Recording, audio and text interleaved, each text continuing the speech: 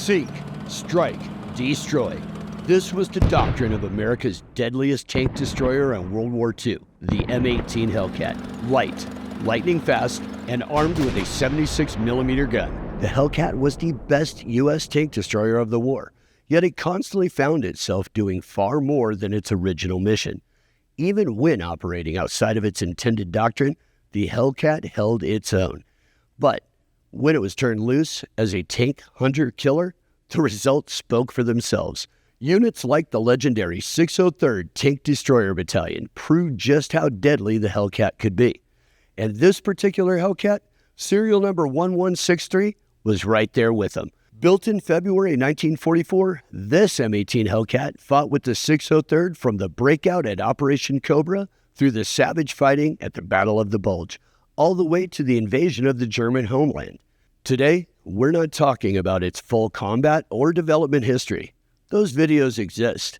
Instead, I'm going to give you a detailed inside look at how to operate the M18 Hellcat using this combat veteran vehicle from the 603rd Tank Destroyer Battalion.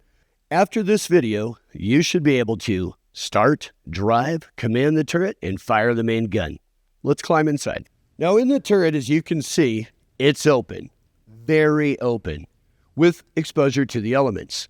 Some may see that as a problem. In the turret, the M18 carried the 76mm gun M1 series, 3 inches of armor-piercing fury. Muzzle velocity was around 2,600 feet per second, depending on the round. Gun tube elevation was positive 20 degrees, and depression was minus 10 degrees. Elevation and depression were controlled by a manual hand wheel. Traverse was a full 360 degrees, operated by an electric hydraulic drive for speed, with a manual drive for backup.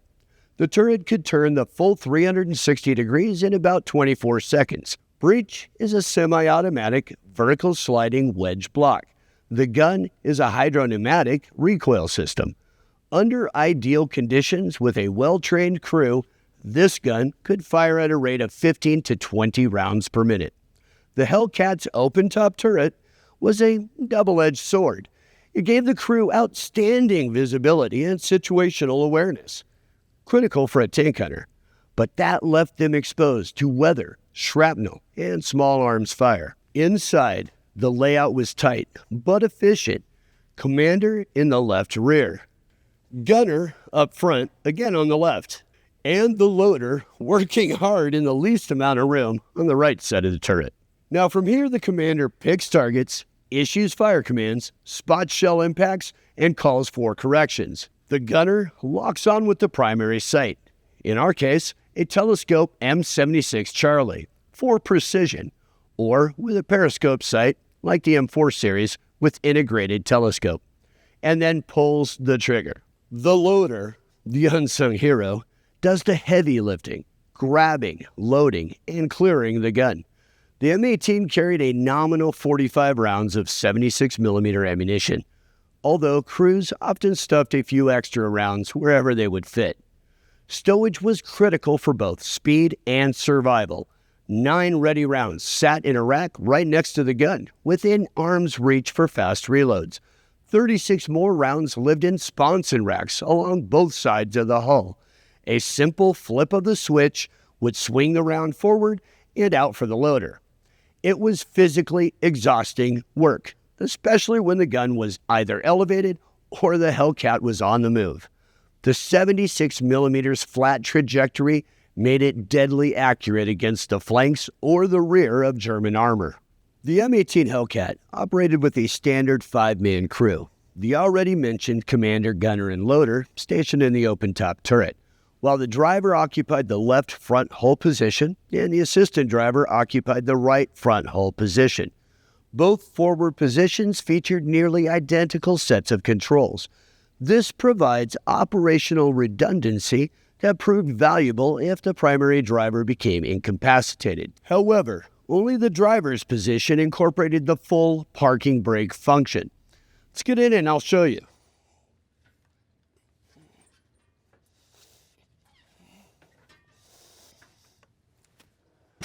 Now the driver sat low in the hull beneath the split overhead hatch used for entry exit, and improve visibility. The position was notably cramped, with limited forward and lateral vision available through periscopes or even when the hatch was opened. Controls were arranged for lever-based operation, and the seat offered limited adjustability. Now, the assistant driver's side had identical instruments as the driver's side, which could be unlocked to assume control of the vehicle. The assistant driver frequently handled secondary duties, such as radio operation or observation. Now, both positions were sandwiched right in between the transmission and the final drives, resulting in a tight, noisy interior. The instrument panel, accessible from both forward positions, included tachometer, oil pressure, and oil temperature gauges. Cylinder head temperature gauge, particularly critical for the air-cooled radial engine. Fuel quantity and pressure indicators, ammeter and voltmeter for the 24-volt electric system. Speedometer, transmission range indicator. Primary controls consisted of steering and brakes. 2 levers are positioned forward of each seat. Pulling the left lever applies braking to the left track, turning the vehicle left via the control differential system. The right lever performed the same function for right turns. Pulling both levers simultaneously provided braking and stopping power. These levers demanded significant physical effort, especially during sustained or high-speed operation. Now, just like a car, it has a foot pedal regulating throttle input for the engine. It also has a hand throttle, a manual control used to set and maintain the idle RPM. The transmission right here next to me is the 900T Torqmatic automatic transmission, and it featured a range selector offering 3 forward ranges and 1 in reverse. Now, like every other automatic, there's no clutch pedal. For fuel valves, we have multiple handles mounted on a bulkhead plate for managing the various fuel tanks and priming circuits. Now, your starter and magnetos are pretty much like every other tracked vehicle that the United States fielded during World War II. Ignition and magneto switches along with starter controls. Now, notably, the M18 lacked a conventional steering wheel or foot brake pedal, relying entirely on this lever and pedal configuration. Now, starting the Continental R975 9-cylinder air-cooled radial engine required a deliberate multi-step procedure. Conduct your pre-start checks. Confirm that the Torqmatic transmission is in neutral. Open the appropriate fuel valves for main and priming circuits. And engage the parking brakes using the driver's steering levers. Prime the engine using the hand pump or designated valves. This step was especially important for cold starts to ensure proper fuel delivery and to minimize risks of flooding or hydraulic lock in the cylinders. Set the magnetos and ignition switches to the on position. Adjust the hand throttle to establish a suitable idle RPM setting. Engage the electric starter. Upon ignition, the radial engine characteristically produced visible smoke and a distinctive roar. Immediately monitor all gauges for proper oil pressure buildup and temperature indications. Allow the engine to warm gradually, particularly in cold ambient conditions, to ensure adequate lubrication and airflow before applying a significant load. A transmission safety interlock typically prevented starting unless the vehicle was in neutral. Now, cold starts on the R975 could prove challenging. Improper priming increased the likelihood of backfires, flooding, or hydraulic lock. In field conditions, or with restored vehicles, crews sometimes perform manual crankshaft rotations before electric starting to detect any internal resistance. Patience and precise throttle management were essential during warm-up. Once the engine has reached operating temperature, select the appropriate transmission gear. First gear, release the parking brakes and apply the accelerator pedal smoothly. The combination of the automatic transmission and the engine's substantial torque, approximately 940 foot-pounds of torque, provided strong acceleration for the roughly 18-ton vehicle. Manufacturer specifications indicated a maximum road speed of approximately 55 miles per hour, with sustainable off-road speeds of around 20 miles per hour. The steering relied on differential braking through the steering levers. Gentle lever inputs produced wide turns, while more aggressive pulls enabled tighter maneuvers or pivots in place. Not quite zero turns, but still decent. At higher speeds, the vehicle's lightweight, torsion bar suspension, and track dynamics enhanced the responsiveness. Drivers learned to anticipate handling characteristics, as overly aggressive inputs could induce oversteer or track slippage. The range selector could be moved while the vehicle was in motion, and with the automatic transmission, there was little chance of a power interruption due to missing a gear. In tactical situations, crews avoided unnecessary shifts to preserve their momentum. Operators were advised to anticipate stopping distances due to the vehicle's speed and mass. Engine braking could be supplemented by downshifting to lower ranges when appropriate. The M18's torsion bar suspension delivered a notably smooth ride. About that suspension, the M18 Hellcat represented a major leap in U.S. armored vehicle design during World War II, but particularly in its use of torsion bar suspension. Buick Motor Division of General Motors, the primary developer and manufacturer, played a central role in adapting and implementing this system.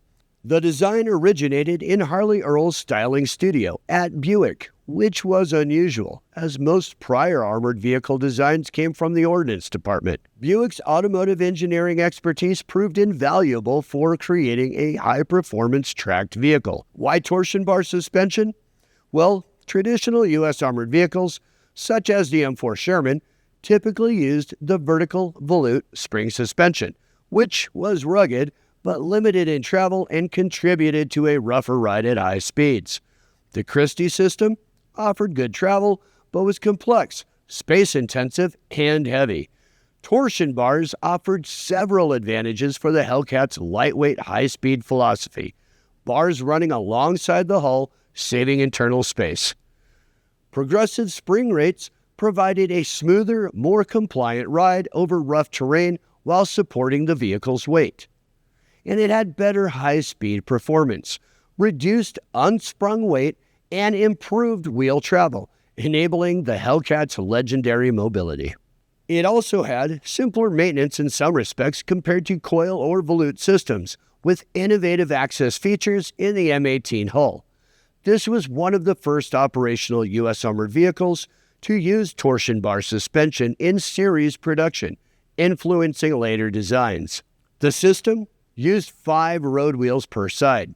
Torsion bars provided independent suspension for each wheel station, contributing to stability at speed and a surprisingly comfortable ride for the crew, despite the vehicle's light weight. Engineer modifications during testing included increasing the diameter of front and rear bars for better load handling, rotating the bars slightly, about 2 degrees, and mounting them on ball bearings for reduced friction.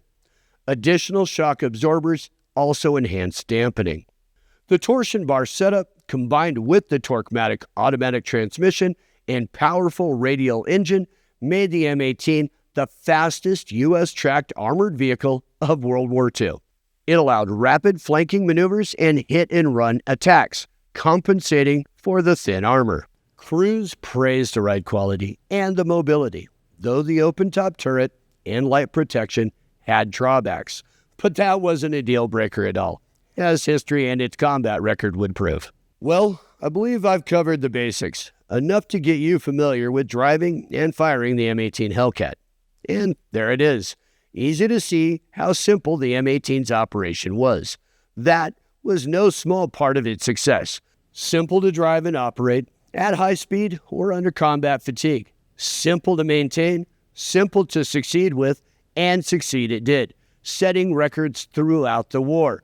The fastest tracked vehicle, the best kill-to-loss ratio, the coolest name for a vehicle, and the M18 Hellcat is, by far, my personal favorite track vehicle of World War II.